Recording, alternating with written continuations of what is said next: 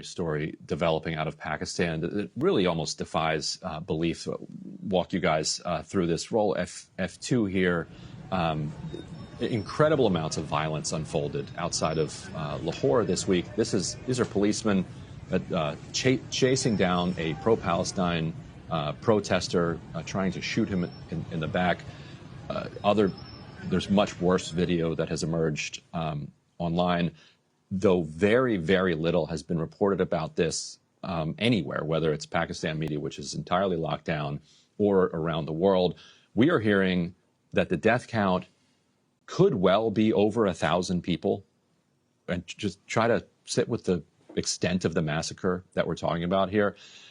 Before we get into the details, the context here is that this started right around the exact same time that Pakistan's Prime Minister, Shehbaz Sharif, was in Egypt with the rest of the Arab and Muslim countries celebrating the ceasefire deal. And these things are not disconnected at all. Shehbaz Sharif is in power because they flagrantly stole the election back in February of 2024 and have Imran Khan in prison. The United States has been dangling the threat of supporting the release of Imran Khan to basically corner Pakistan's military. Pakistan's military is currently in control. They operate through Shehbaz Sharif, but they operate at the blessing and the courtesy of the United States, which at any moment could basically signal you have to let Imran Khan out. And so Pakistan's military basically is doing anything the United States wants as a result. So let's roll just to understand what's happening in Egypt while this extraordinary violence is unfolding in Pakistan. Let's roll F6. Prime Minister Sharif of Pakistan, and also I have to say my favorite field marshal from Pakistan, who's not here, but the Prime Minister is here, and you're going to give his regards. Where are you? There you go. Thank you very much. Do you want to say what you said to me the other day? Come, would you like to say what you said the other day? I think it was so nice. Pakistan had nominated President Donald Trump for Nobel Peace Prize for his outstanding, extraordinary contributions to first stop war between India and Pakistan and then achieve ceasefire along with his very wonderful team. And today, again, I would like to nominate this great president for Nobel Peace Prize because I genuinely feel that he is the most genuine and most wonderful candidate for Peace Prize because he has brought not only peace in South Asia, saved millions of people, their lives. So Shehbaz Sharif is kind of infamous in Pakistan for those obsequious and kind of embarrassing speeches that he gives to people like Trump or Gulf leaders or basically anybody that Pakistan needs money from or needs political cover from. But so the party in question here is known in Pakistan, that was the victim of this massacre, known as the TLP. So TLP are basically a product of the Pakistan military over the years. So when you have a military dictatorship, in order to kind of stay in power over the decades, they create all of these different political factions that have some tiny bit of independence but are effectively run either by the ISI or the Pakistan military or both. And TLP is one of them. And TLP these are hardcore far-right religious fundamentalists that could be deployed, for different, strategic or tactical reasons by the Pakistan military. And so to say that there are not a lot of good guys in this story would be an understatement. Like usually when the TLP is out there protesting, it's to try to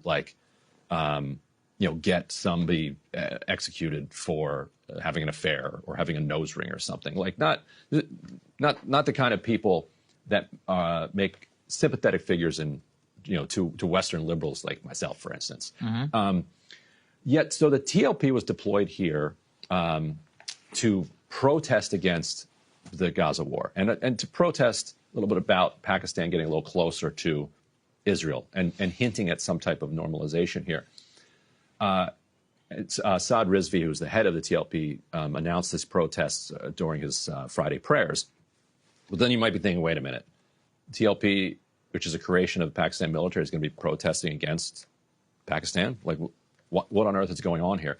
And this is where it gets so diabolical. And what I'm going to share is basically our analysis, but it's highly informed by people with serious knowledge about what's going on here. So why on earth would the military encourage protests against itself? Well, one is obvious. On the geopolitical stage, it would be a way to tell the U.S., like, don't push us too hard when it comes to, like, normalization with Israel, because, look, we've got problems back at home. Oh, okay. That's only one little part of it, though. I think what's really going on goes back to this November 26th, 2024 protest in support of Imran Khan. You had thousands of people come out into the streets, we covered it here, saying, free Imran Khan. The security forces massacred huge numbers of people. And we published here, like, exclusive video and other documents that we had got that showed the extent of the massacre and also that it was planned and organized ahead of time by the security services. That this was not something that got out of hand.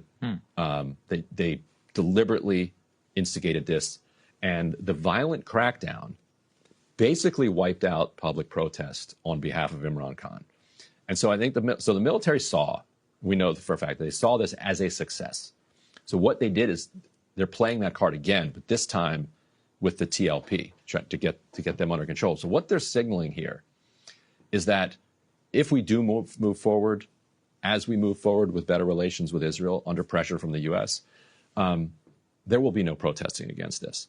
And so it was Monday morning, and you can roll. I think it's you're going to just roll this as I'm talking here. Some of the footage that did emerge out of Pakistan. So the march was supposed to go initially to Lahore. With negotiations, they were able to persuade the marchers to move instead to Meridki, which is a town kind of north of Lahore, where there's less base of support for the TLP.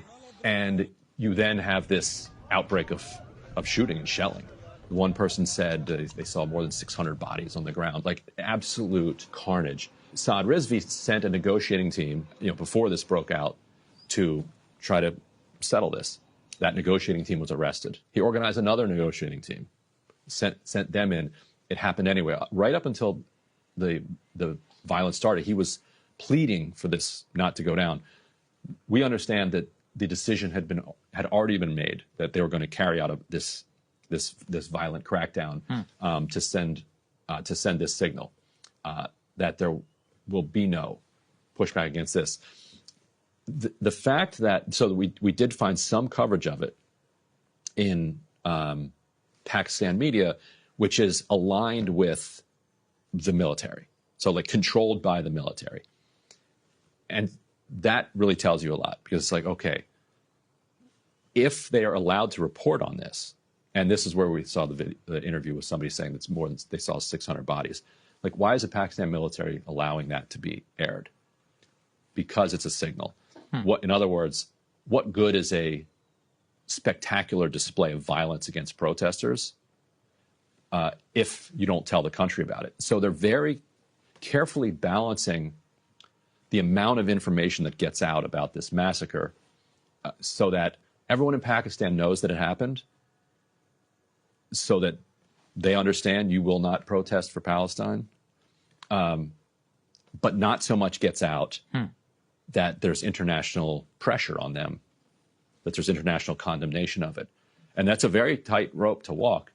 It seems to have worked. So far, they're walking it. This was Monday. Today's Wednesday. So